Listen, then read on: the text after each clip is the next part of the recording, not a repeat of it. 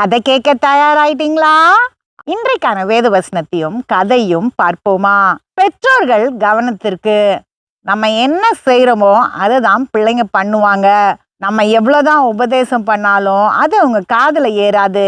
நம்ம செய்யறத பார்த்து தான் செய்வாங்க. வேதம் என்ன சொல்லுகிறது என்று பார்க்கலாம். நீதிமொழிகள் 22:6. பிள்ளையானவன் நடக்க வேண்டிய வழியிலே அவனை நடத்து, அவன் முதிர் வயதிலும் அதை விடாதிருப்பான். பாத்தீங்களா வேதம் என்ன சொல்லுதுன்னு? சின்ன பிள்ளைங்கள சரியான வழியில நடத்தினா அவங்க பெரியவங்களாகும் போதும் அதே மாதிரி நடந்துக்குவாங்களாம். அப்பனா அவங்க எப்படி இருக்கணும்னு நம்ம எதிர்பார்க்கிறோமோ அதே மாதிரி நம்ம நடந்துக்கணும். 2 சம்பவங்களை உங்களுக்கு நான் சொல்றேன். ஒரு அம்மா ஒரு பையனுக்கு பாடம் சொல்லி கொடுத்துட்டு இருக்கும்போது அவன்கிட்ட 4 + 4 எவ்வளோன்னு கேட்டாங்க. அவன் 10ன்னு சொன்னான். அவனுக்கு கோவம் வந்துருச்சு. எப்படி 4 கூட்டினா 10 ஆகும், நீ தப்பா சொல்ற அப்படின்னு. அதுக்கு அந்த பையன் சொன்னான், அம்மா தினந்தோறும் கீரைக்கார அம்மாட்ட நீங்க பேசிட்டே இருக்கிறத நான் பார்க்குறேன்.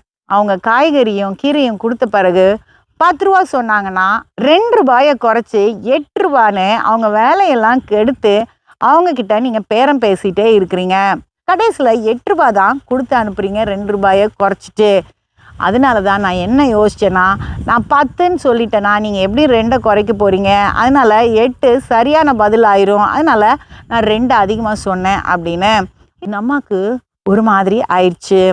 இன்னொரு சம்பவம் என்னன்னா, ஒரு அப்பா தன்னுடைய பையனை பேருந்தில் கூட்டிட்டு போனாரு. அப்போ கண்டக்டர் சொன்னாரு, பையன் ஆள் பார்க்குறதுக்கு சின்னதாக இருக்கான், அவனுக்கு நீங்கள் அரை டிக்கெட்டு வாங்கிக்கிங்க அப்படின்னு. அந்த அப்பா சொன்னார், இல்லை அவன் வயசுக்கு ஏற்ற டிக்கெட்டே அவனுக்கு கொடுத்துருங்க அப்படின்னு அதுக்குரிய காசை கொடுத்துட்றாரு. இறங்கும் போது கண்டக்டர் திரும்பியும் கேட்டார், நீங்கள் ஏன் கூடுதலாக பணம் கொடுத்தீங்க? அவன் பார்க்குறதுக்கு சின்ன பையனால தானே இருக்கான், வயசை ஏன் சரியாக சொல்கிறீங்க அப்படின்னு. அப்போ அந்த அப்பா சொன்னார், ஐயா என் பையனுக்கு அவனுடைய சரியான வயசு தெரியும். இப்போ கொஞ்சம் பணம் குறைக்கிறதுக்காக நான் உங்ககிட்ட ஒரு பொய் சொல்றேன்னா அவன் என்ன பார்த்துட்டே இருப்பான். அப்போ நம்ம ஏமாத்தலாம், பொய் சொல்லலாம் அப்படின்ற ஒரு எண்ணம் அவனுக்குள்ள வந்துடும். ஸோ அவன் என்ன பார்த்து கற்றுக்கொள்றான், அதை தான் வாழ்க்கையிலையும் நடைமுறைப்படுத்துவான். அது எனக்கு விருப்பம் இல்லை. அதனால தான் சரியா இருந்தா என் பையனும் சரியா இருப்பான் அப்படின்றதுனால கூட பணத்தை கொடுத்து நான் வாங்கிக்கிட்டேன்னு சொல்லிட்டு போனாரு. நம்ம என்ன செய்கிறோமோ அதை பார்த்து தான் பிள்ளைங்க கற்றுக்கொள்வாங்க. அடுத்த கதையில் சந்திப்போம்.